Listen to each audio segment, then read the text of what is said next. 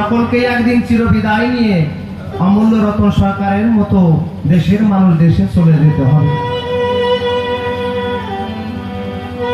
তাই অমূল্য রতন সরকার গেয়ে উঠলেন,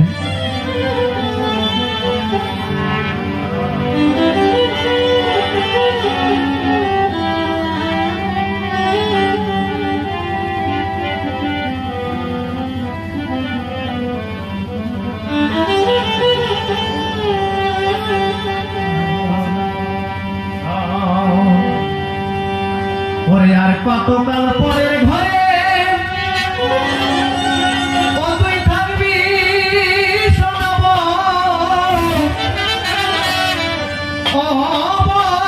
সাজন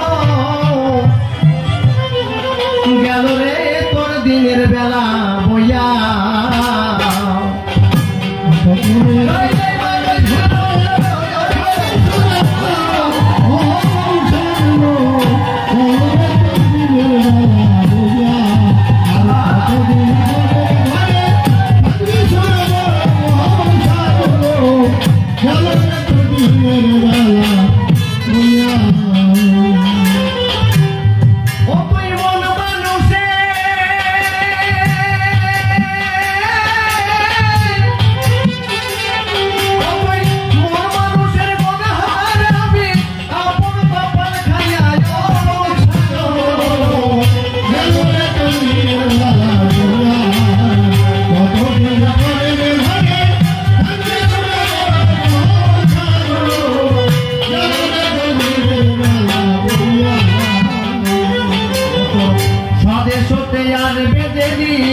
স্বামীর চিঠি ফুল শাড়িতে কোন পাবি না আল্লাহ দিবে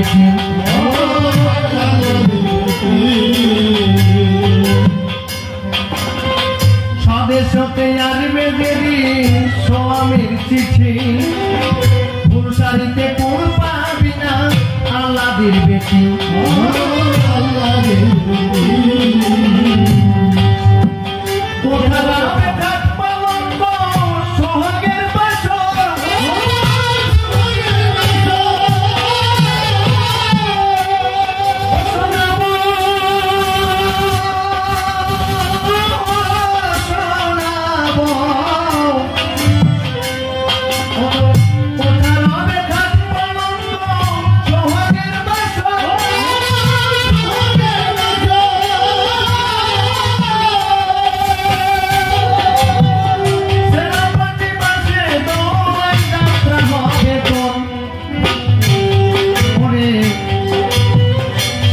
বিদায় দিবে তোরে শেষে বিদায় দিবে তোরে হরি ধরি দিয়ায় ও সারো গেল রে দিনের বেলা বইয়া আর কত দিন পরে ঘরে কাছে শুনে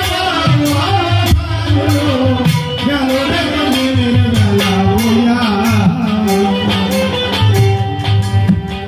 আলো থাকতে অন্ধকারে দিদি গিয়েছেন কেমন করে যাবি তুই স্বামীর দেশে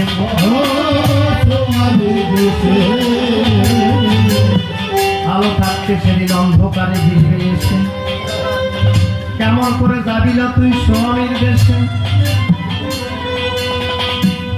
যেদিন আমাদের যৌবনকাল শেষ হয়ে যায় বাবা আস্তে আস্তে মনে হয় আমাদের জীবনে অন্ধকার নেমে আসে যমরে যেমন চোখ ছিল আর সেই চোখে আর দেখার মতো শক্তি নাই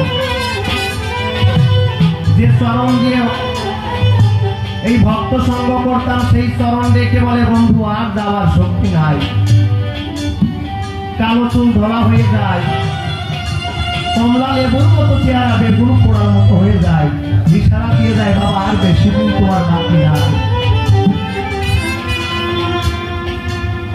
তাই যদি সেই গোবিন্দর দেশে যেতে হয় যদি আমরা সকাল সকাল পারি না ধরি বাবা কখনো সেই গোবিন্দের দেশে অনায়াসে পৌঁছাতে পারবে কারণ বসে যাচ্ছে কেন কথা বলতে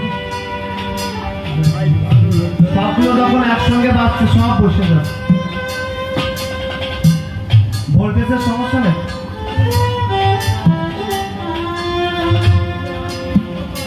হরি বল।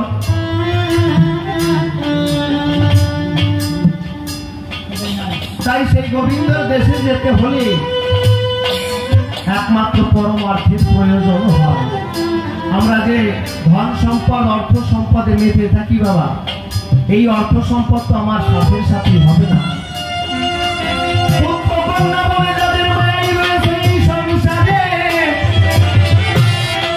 যেদিন তোমার প্রাণ পাখি উড়ে যাবে,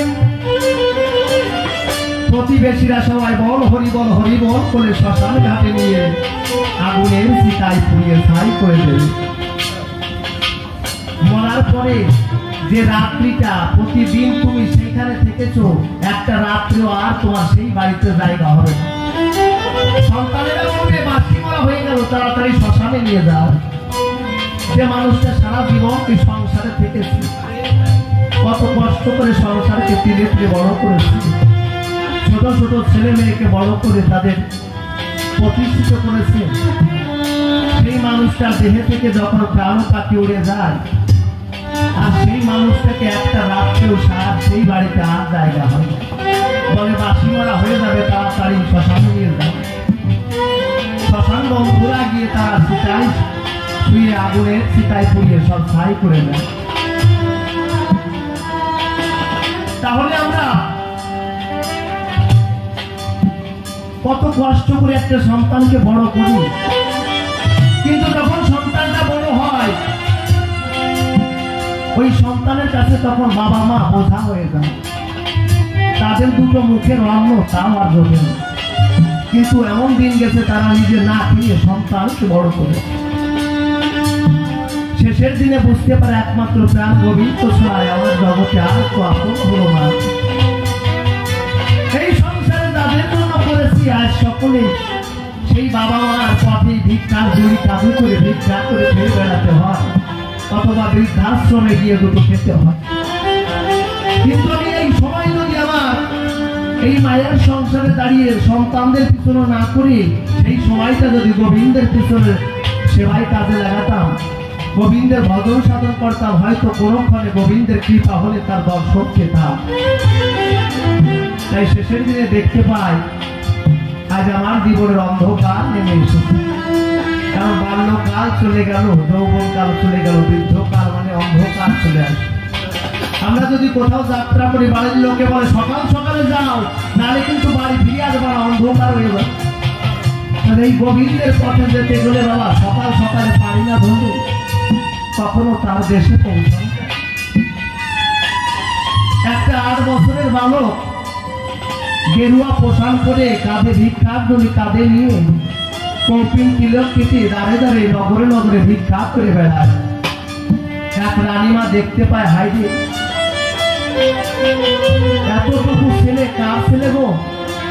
তার বাবা মার কি দয়া মায়া নাই? যে শিশুটি বাল্যকালে তার খেলার চলে জীবন কাটায়, আজ তার এই দিনেই এই বয়সে সে ভিক্ষার জালি কাঁধে পড়িয়ে নগরে নগরে বাড়িতে বাড়িতে ভিক্ষা করে খেয়ে বেড়াচ্ছে। ডাক দিয়ে বলছে, ও বাবা শোনো, তোমার কি বাবা মা কেউ নাই? বলছে, কেন রানীমা? কারণ তোমার তো এখন এই বয়সে এই বেদ ধরার কথা নয় বাবা, তোমার তো অনেক প্রয়াস করে আছে এখনো, তোমার তো এখন খেলাধুলার সময়, তা তুমি কেন এই বয়সে কেন এমন বেদ ধারণ করেছো বাবা? তাই বলছি যে তুমি কেন এই গেরুয়া পশম ত্যাগের পোশাক পরেছো? তোমার কি জীবনে কোনো চাওয়া পাওয়া নাই বাবা? কারণ 2 দিন আগেই তো এই ধরাধামে এসেছো, এই পৃথিবী গ্রহ শাসন করার তোমার এখন সময় হয়নি। তুমি এখনই এই গেরুয়া পোশাক পরে ত্যাগের পোশাক পরে সন্ন্যাসী হয়ে যাও। ছোট বালকটি ডেকে বলছে, না মা, আমি শুনেছি ওই 7 সমুদ্র 13 নদীর ওপারে আমার বন্ধুর দেশ। 7 সমুদ্র 13 নদীর ওপারে আমার বন্ধুর দেশ, তাহলে তো অনেক দূরের পথ। যেমন বাড়ির লোককে বলে সকাল সকাল রওনা দাও, নাহলে পৌঁছাতে পারবা না। তাহলে আমি যদি সেই গোবিন্দকে কথা দিয়েছিলাম, মাতৃ যখন গোবিন্দ তুমি আমার কথা দাও, আমাকে মর্তধামে পাঠাও, আমি মর্তধামে গিয়ে তোমার নাম গুণগান করিব। কিন্তু মায়ার কারাগারে বন্দী হয়ে ভুলে গেলাম যে গোবিন্দকে কথা দিয়েছিলাম। এই পাগল বিজয়ের একটা গান আছে না, তুমি জানো না, তুমি জানো না যে প্রিয় তুমি তুমি মোর জীবনের সাধনা। ও তোমায় প্রথম যেদিন দেখেছি মনে আপন মেনেছি, তুমি বন্ধু আমার মানো না, তুমি জানো না, তুমি জানো না রে প্রিয় তুমি মোর জীবনের সাধনা। আমার সাধনা হলো সেই গোবিন্দের নাম করা। তাই আমি যদি সংসার মায়ের দ্বারা বন্দী হয়ে ভুলে যাই গোবিন্দকে, তাহলে সেই গোবিন্দের দেশে পৌঁছাতে পারবো না। তাই শুনেছি যদি বাল্যকালে কৃষ্ণ ভাবে কৃষ্ণ পাবার লাগে তখন সে বিষয় ছেড়ে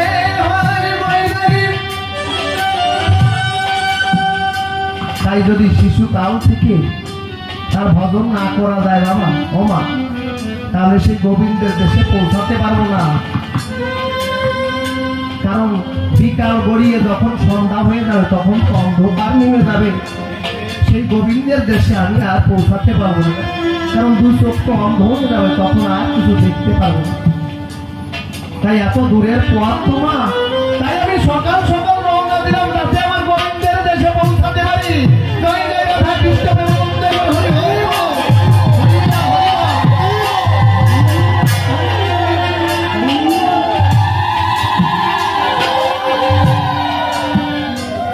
রানীমা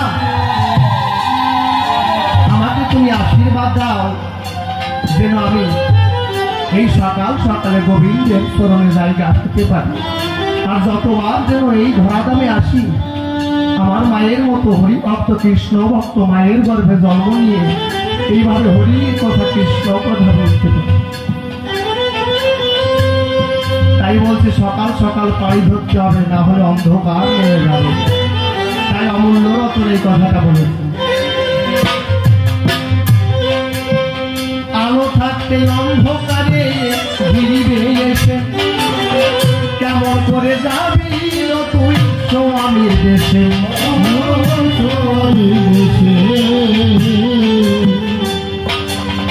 যার জমকে ধমক সেরে লাগবে না আর কাজে,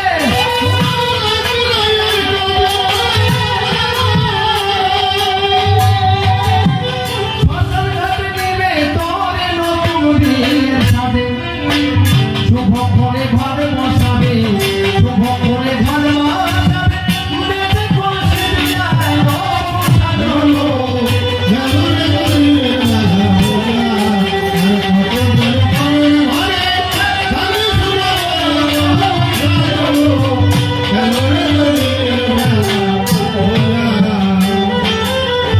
অমূল্য পয় শোনাবো ভালো যদি চাও, অচিন্তিনার সঙ্গে লাগে ওই পাতায় নাও।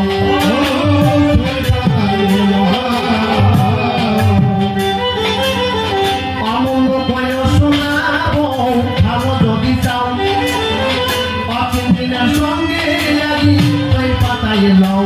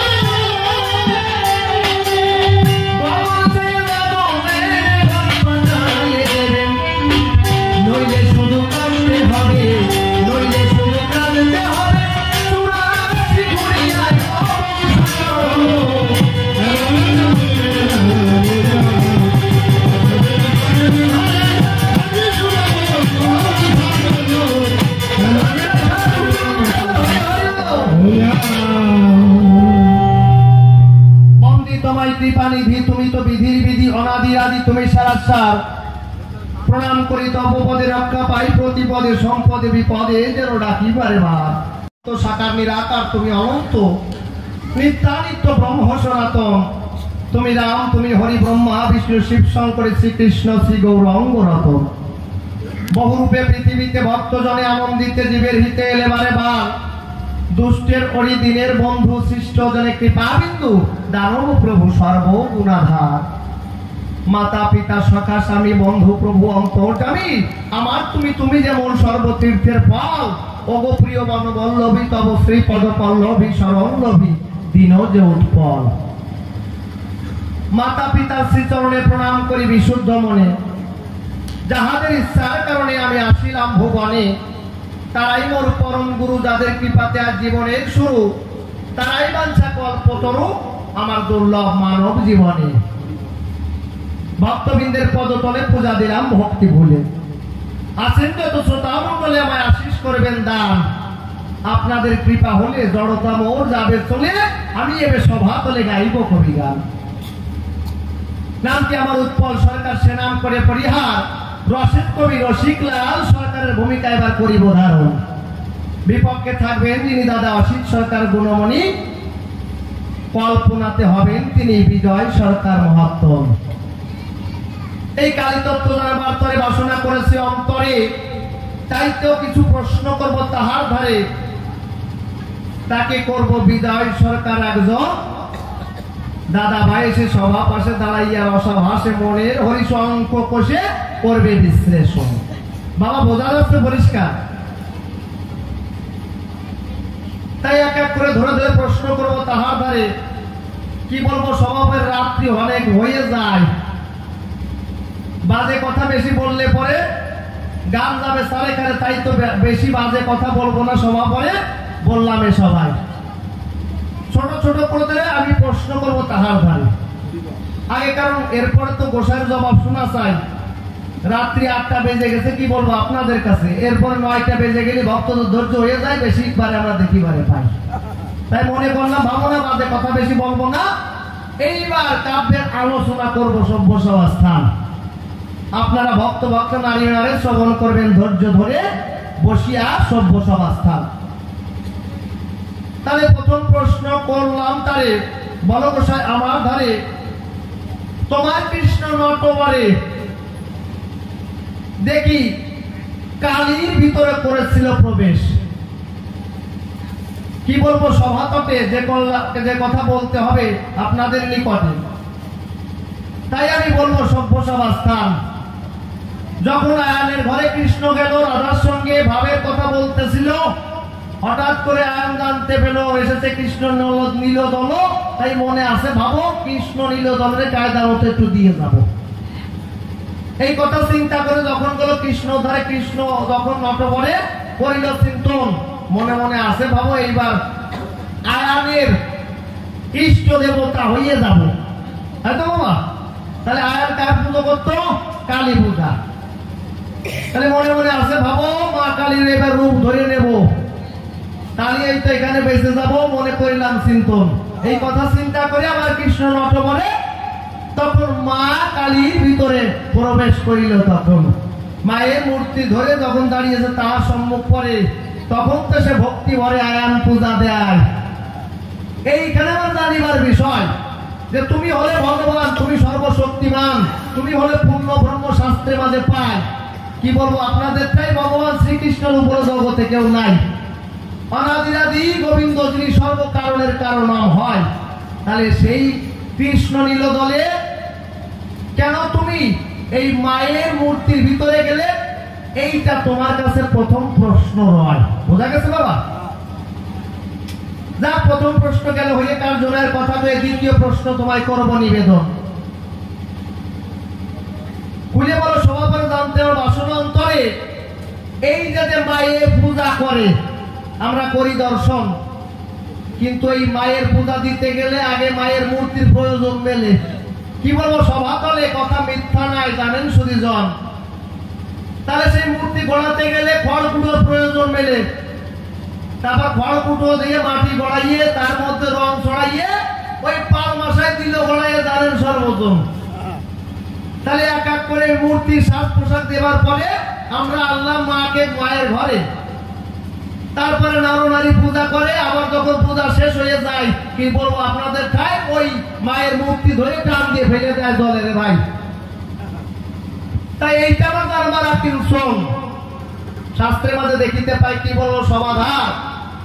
ঈশ্বর হলো নিরাকার, তাই তো? তাহলে ঈশ্বর থেকে নিরাকারে কি বলবো সভা পড়ে। তাহলে মায়ের মূর্তি তো সাকার ধরে আমরা দেখিবারে পাই। তাহলে মায়ের মূর্তি যদি সাকার হয়, তাহলে তো ঈশ্বর নিরাকার কথাটা মিথ্যা হয়ে যায়। তাহলে তোমার কাছে আমার জানবার আকিঞ্চন রয়, তাহলে এই মূর্তি পূজা করার পরে এই জগতে কি কল্যাণ হবে চলাচলে একটু বোঝাবে, ভালো করে ব্যাখ্যা করে এইটা আমার জানবার আকিঞ্চন রয়।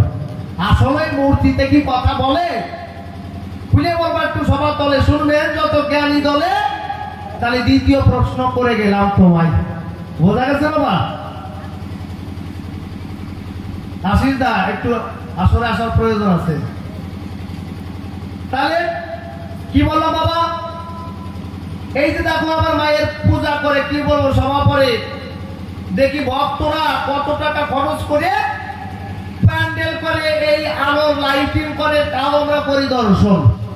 আমার মনে এত টাকা খরচা না করে তা যদি লাগাই এই মানুষের সেবার করে, তাহলে কল্যাণ হতে পারে, আরো বাড়বে জনবল। আবার ওই মাইকে মাঝে ওলে ওলে মদ খেয়ে কয়টা পরে ঢলিয়ে, আবার মদ খেয়ে হচ্ছে মদ তো কেউ শাস্তিতে ভরল দুষ্মন্ত। তাই এটা আমার জানবার আকিঞ্চন যে এই যে পূজার বিধান, এতে কি আসলেও সমাজে আনবে কল্যাণ? তুমি খুলে বলবে কাব্য সমাজস্থান জানবার আকিঞ্চন যে মূল পূজার আসলে কি বিধান আছে, এইটা জানতে তোমার কাছে তুমি এইবার জবাব করো সমাপন। বোঝা গেছে বাবা? তাহলে দুটো প্রশ্ন গেল হয়ে কার্যনয়ের কথা পেয়ে, এইবার তৃতীয় প্রশ্ন তোমায় করে নিবেদন। আমরা কি বলি বাবা, সতী নারীর প্রতি ইষ্ট, প্রতি তার জগদিষ্ট জানেন সর্বজন। তাহলে আমরা যে মায়ের পূজা করি, কি বলবো সবার বরাবরই সেই মায়ের দৃশ্য করিব দর্শন। দেখি মা কালী মায়ের চরণ তলে রেখেছে তার স্বামীকে, তাই তো জানেন ভক্তগণ। তাহলে মা কালী যদি তার স্বামীকে পাড়াইয়ে ধরতে পারে, আবার সে যদি পূজা পায় চরাচরে, তাহলে এই যে জগতে নারী আছে যারা চরাচরে, তারা এইটা দেখে কি শিক্ষা করিবে অর্জন? বোঝা গেছে বাবা? তাহলে এই মা কালী যদি শিবরে পাড়াইয়ে ধরে সতী হয়, এই মায়েরা যদি মনে মনে ভাবে, তাই মনে আছে ভাবো আমি বাড়ি যাইয়ে ওই আমার স্বামীরে পাড়াইয়ে ধরিয়ে দেব দিব্যা বার করিয়ে, তাহলে আমিও মায়ের মতো পূজা পাবো। বাবা এই ভাবনা চিন্তা করিয়ে যদি মায়েরা একটু তাদের রূপ ধরে, কেমন ভাবে চলাচলে একটু ভাবিবার বিষয় হয়, তাই তো বাবা? সতী নারী তাকেই বলে যারা স্বামীর মান্য নিয়ে চলে, স্বামীর সুখে সুখী ভূতলে, স্বামীর মতো মানে না কারো বৈশ্য বসুধায়। খুলে বলো সভা তলে তোমার ওই মায়ের চরণ তলে কেন ওই ভোলানাথ শিবকে পাড়াইয়ে ধরে রয়, এই তত্ত্ব জানবার তরে বাসনা করেছে তন্তরে। তাহলে এই মা কেন স্বামীর বুকে পাড়া দেয়? বোঝা গেছে বাবা? পরিষ্কার বোঝা যাচ্ছে ব্যাপারটা? আজকে বসা যে কাজ আমি তো ধরবো, খালি কাল পুজো করে গেলাম কিন্তু তত্ত্ব জানলাম না। তা মনে আছে ভাবো, তুমি আছো তত্ত্ব সম্রাট, তোমার কাছে একটু ভালো করে তত্ত্ব জানিয়ে যাবো। তাহলে পরপর তিনটে প্রশ্ন করলাম, তার খুঁজে বলি কাব্য সভাস্থান। এবার মনে মনে আছে ভাবো, 70 কেন তিনটে প্রশ্ন দিয়ে যাব? তিনটে দিতে নেই নাকি বাবা? তা মনে মনে আছে বাবা, আর একটা প্রশ্ন দিয়ে যাব। আশিসটা কোথায় গেল? জায়গা ভাই ঢোকার আগে কি বলবো আপনাদের পুরো ভাগে আগেই গল্পের অনুরোধ রয়েছে রে ভাই। কয় সরকার বসা একটু কথা নিবা, আসলে যে একটু কায়দা মতো চাটনি দিবা। দুপুরে তো ভালো করে চাটনি ভেজে তো যাইছো, কথা নিবা ভালো করে চাটনি শোধ একটু তুলিয়ে যাবা। রস দিয়ে আসলে বিজয় দিয়ে যাবা। তা বাবা আমি তো রসিক সরকার, সে কথাটা বলার দরকার। রসিক সরকার মানে রসের কবি যারে কয়, কিন্তু আসলে তো বাবা আমি রসিক সরকার নয়, এসে নকল রসিক যারে কয়। কিন্তু বাবা এই যে কবিরা যারা কথা বলে, কি বলবো, সমাতলি তাহলে আমরা যদি ভূমিকায় না কথা বলি তাহলে তো আর কখনোই কবিগান হবে না বৈশ্য বসুধাই। তাহলে যে না করতে অভিনয় সে কাটি কবি নয়। সেই অভিনয় করবার দায় রসিক সরকার ধরেছি নাম এই কাব্য সভা। বোঝা গেছে বাবা? তাহলে কেমন জানেন গোসাই, তোমারে করিমানা তুমি গান গাইও, জানো এমন গান গাইয়ে ফিরে যাই না। কেমন জানেন, ওই এক বিধবার একটা ছেলে হয়েছে। আরে বালা, ওই বিধবার ছেলে হয় না, আরে বিধবার ছেলে হয়। তুমি যেরকম ভাবতেছো ওইরকম ভাবে হয় না। তুমি হয়তো ভাবতেছো মনে হয় কোনো ইউটিউব ছিল, আসলে বাবা সেটা না।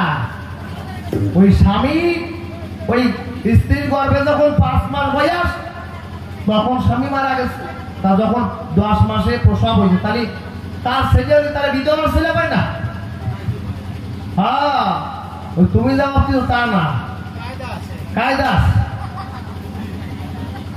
হ্যাঁ গোসাই, এইবার কি হয়েছে, বিধবার ছেলে নিয়ে ভাবতেছে আমি একা একা গান শুনতে যাবো। তা মনে আছে বাবু, এত সুন্দর হরি কথা কৃষ্ণ কথা হয়, তাই কৃষ্ণ কথা শুনে একটু গান শুনতে যাবো।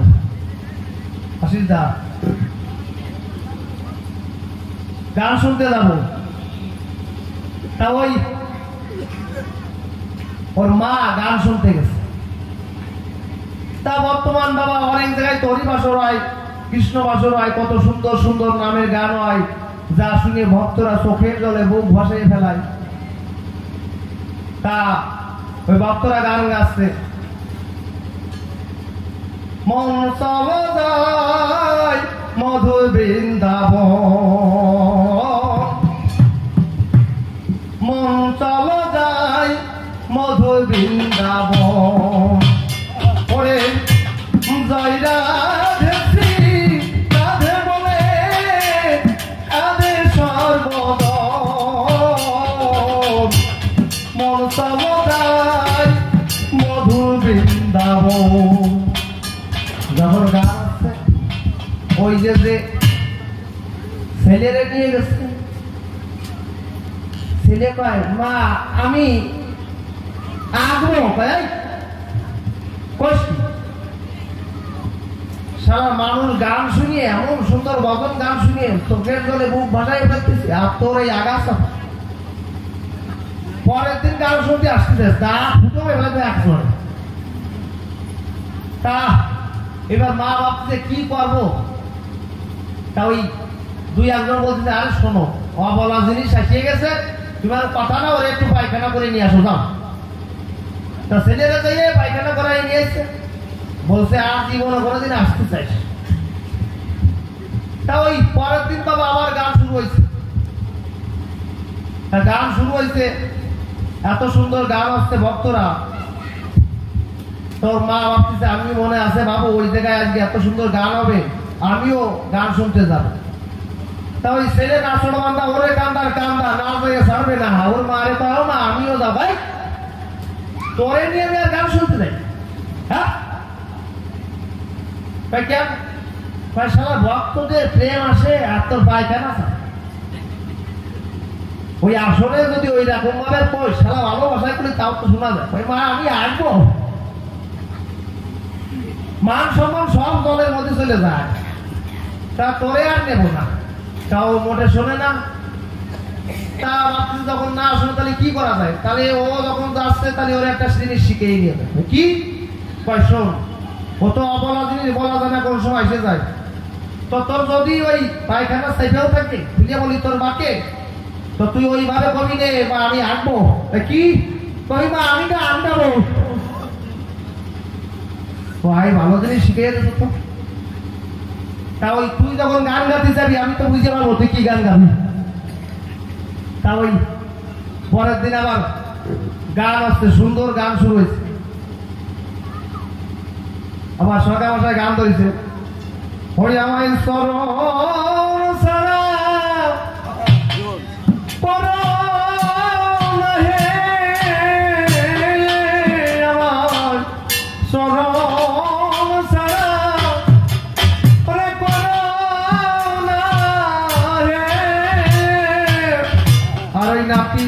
ওই ছেলেরা নিয়ে গেছে তাই মা আমি গান গাবো আমি গান গাবো আমি গান গাবো গান গাবো গান গাবি মানে আর ওই কয়টা বেটি ভাবছে ওরে কপাল ওই জন্যই কয় দেখছিস ভাই যার হয় তার না ৯টি হয় আর যার হয় না ৯০টি হয় এত জনম ধরে গান শুনতে শুনতে বুড়ো হয়ে গেলাম জীবনে গান গাতে পারলাম না ওই চুপ থেকে 2 দিন গান শুনতে এসে আনে গান গাতে চাই দেখছিস ওর মা কয় চুপ করো ওদের কি গান গাবে সেটা আমি কে হ্যাঁ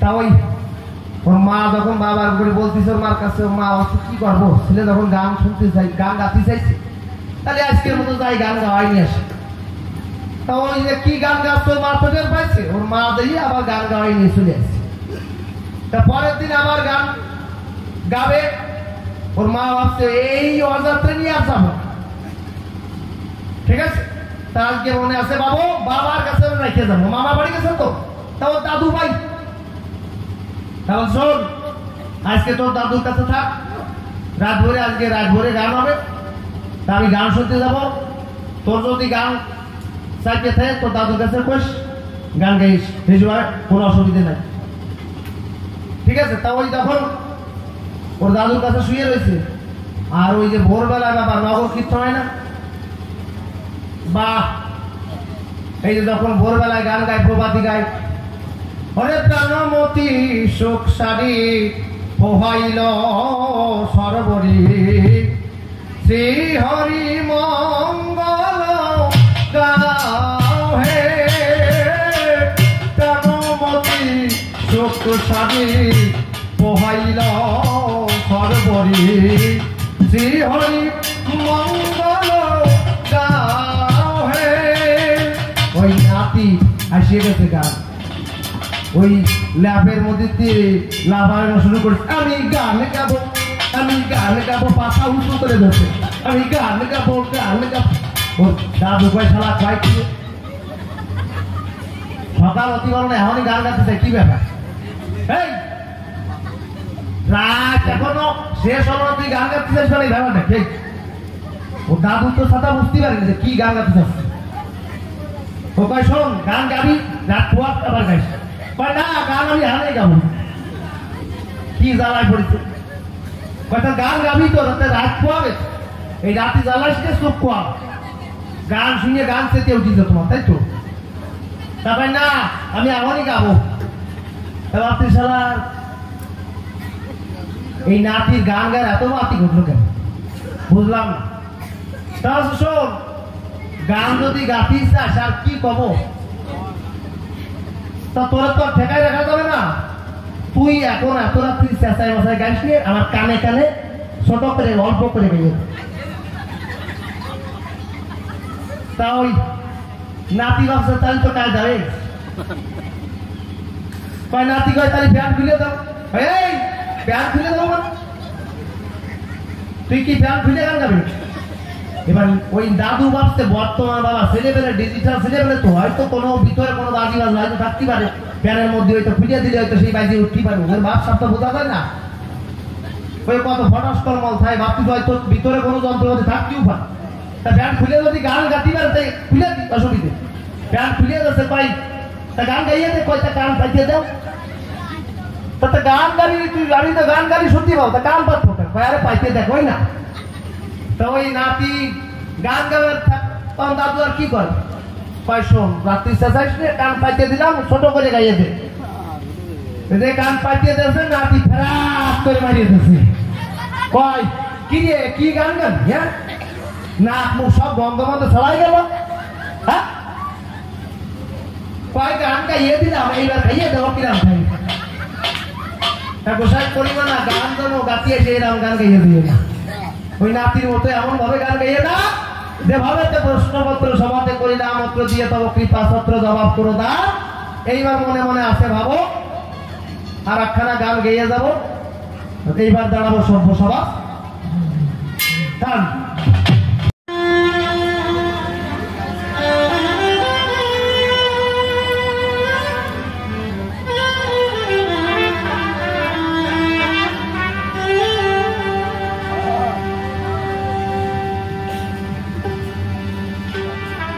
তাই সেই গোবিন্দর দেশ থেকে এসেছি বাবা।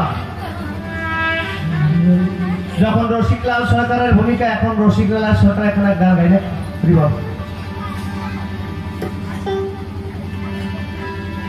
তাই আমরা বলেছি আগে আমরা যে দেশে এসেছি এ দেশ তো আমার নয়, কিন্তু মাঝে 7 সমুদ্র 13 নদী হয়।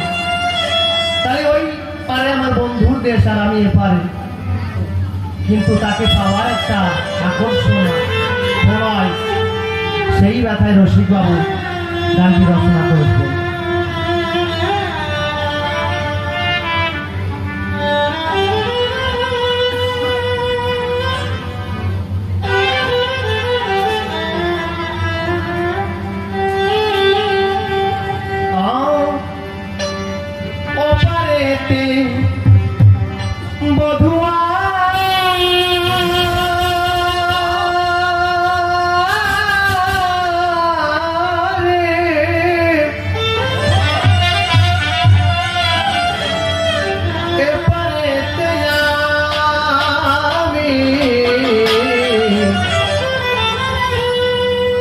যেখানে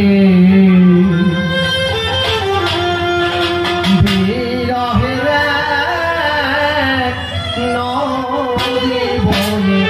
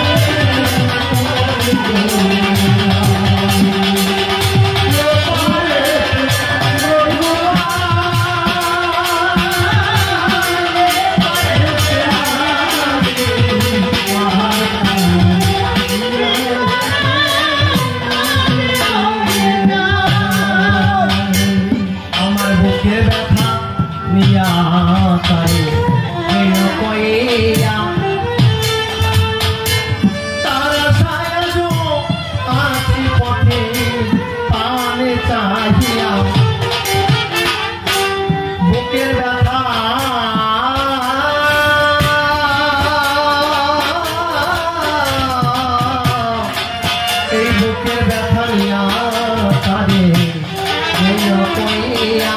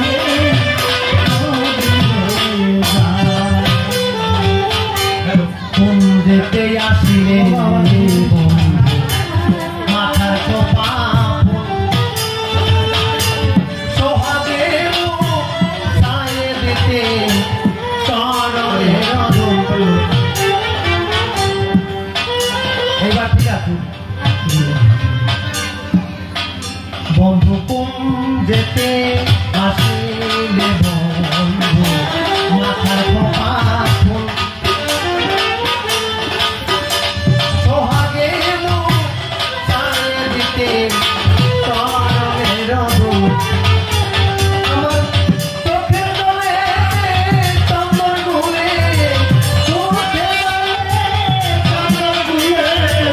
চোখের দলে চন্দন ঘুরে পরাইতাম বন্ধু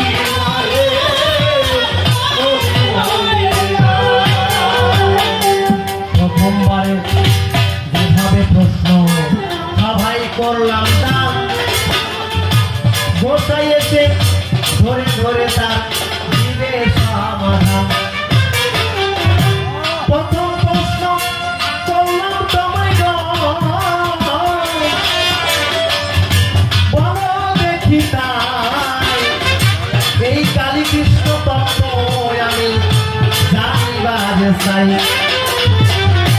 অনাদিরাদি গোবিন্দ যিনি হয় সর্বকারণের কারণ নয় এই কথাটি বলবো আমি এ ধর্ম সভায়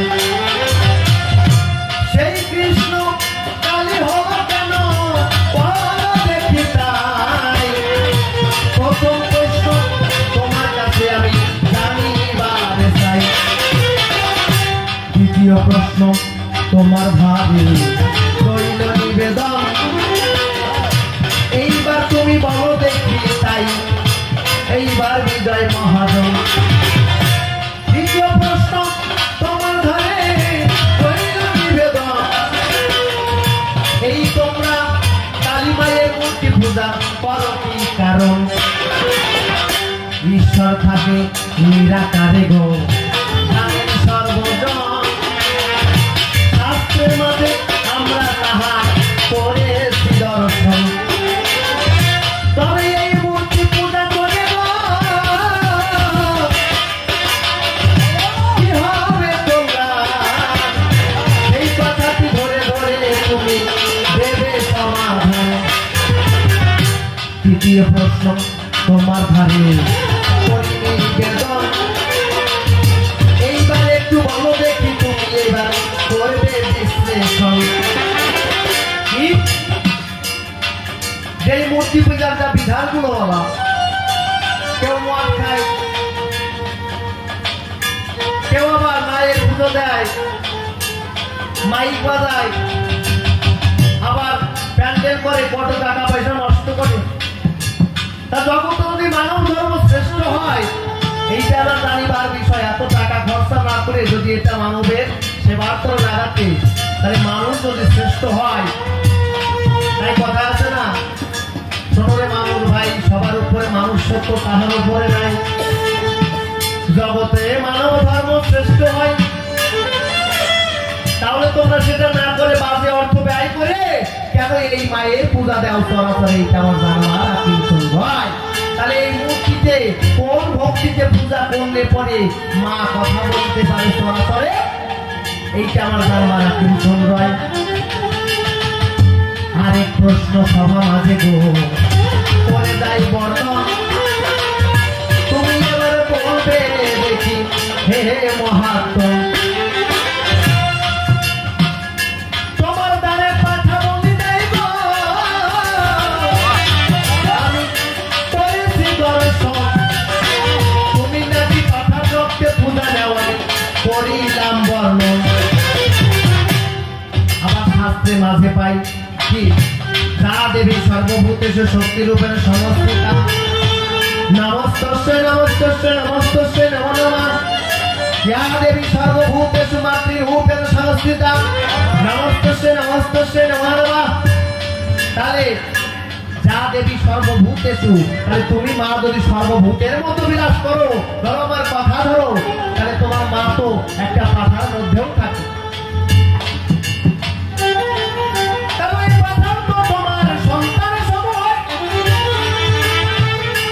তাহলে মা তোমার যদি পাঠার সন্তান সম হয় তাহলে তুমি সেই পাঠার রক্তে কেন তোমার ওই দ্বারে ভাসাও তোমার চরণে পাঠা বলি কেন দেয় গো আমি জানি বাজে চাই তুমি এবারে বলবে দেখি তুমি হে গোসাই এই পাঠা বলি কিবা বিধান করবে সব আস্থা বসে বসে শুনবে উদাত আছেন জ্ঞানবান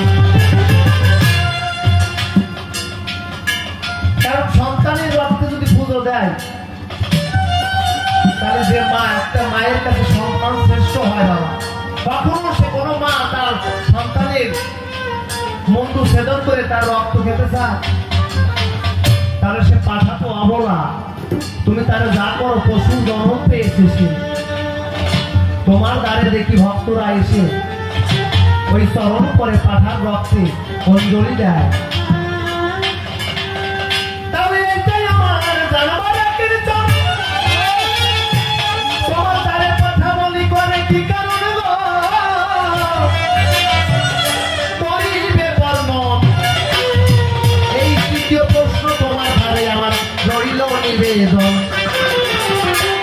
ভাবে যে প্রশ্ন তোমায় গো সবাই করলাম না এক এক করে প্রথমবার তুমি এবার দিও সমাধান এই পাঠামণি পূজার কথা জানিবারে চাই তুমি এবার করবে দেখি দেবী জয় গোসাই পাঁচখানি প্রশ্ন তোমায় আমি সবাই করলাম দান এক এক করে ধরে ধরে তুমি তাহার দেবে সমাধান এরপরে গোসাই কালী তত্ত্ব বোঝাইবে সভা করে বসে বসে চলবে যত আছেন নারী নয় প্রথমবারে আর তাহারে আমি বলবো না দিয়ে যাবো আমার কবিতা কল্পনা এরপরে বিজয় সরকার সভাতে আসিবে তাহার মনে কথাগুলো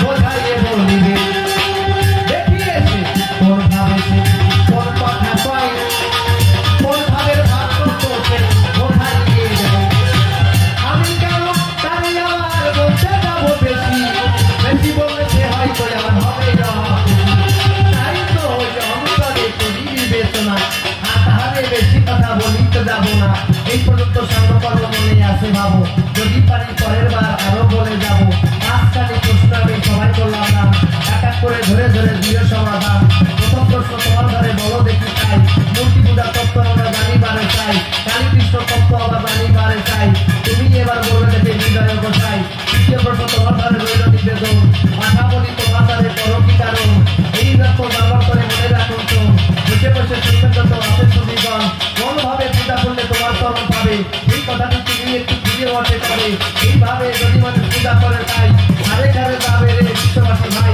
তবেই আমরা সেই পূজা জানিবারে চাই বিধান কি আর হয় তুমি বলিবারে চাই আর তবে ব্যক্তিগত বলবো কি কারণ আমার মতো আমি এবার পরিশ্রম করুন আজকের ওই প্রশ্ন সবাই তোমার তিনি এসে দিয়ে তার সমাধান আর তবে ব্যক্তিগত বলবো কি কারণ আমার মতো আমি এবার পরিশ্রম করুন এরপরে বিদেশের সমাজে আসবে আর আমার কথা বলে যাই বলবে এসে এসে কোন কথা পায় কোন ভাবে বাস্তব তুমি যাইতে দেয় আমি এবার তারে আমার বলতে যাবো সে হয়তো হবে আপনি তাই তো অন্তরে করি দিও না তারা বেশি কথা বলতে না মনে আছে ভাবো যদি পারি পরে আরো যাবো কিছু কথা নেব পরিবার যায় তবে বিভিন্ন কারণ প্রয়োজন নাই ঠিক আছে আপনারা ভক্ত আর সুন্দর হয়ে যায় সবাই তো ভক্ত বলতে হয় আশীর্বাদ করে চলে যায় আমার যে কবি কবি বলে বলে হয় তাই তো आप লাগা তোমার কাছে কি ভক্ত আছে হাতে হোক না তো আশীর্বাদ দিতে হবে সুন্দর কিছু কথা নেব পরিবার যায় তবে বিভিন্ন কারণ প্রয়োজন নাই এই ভাবে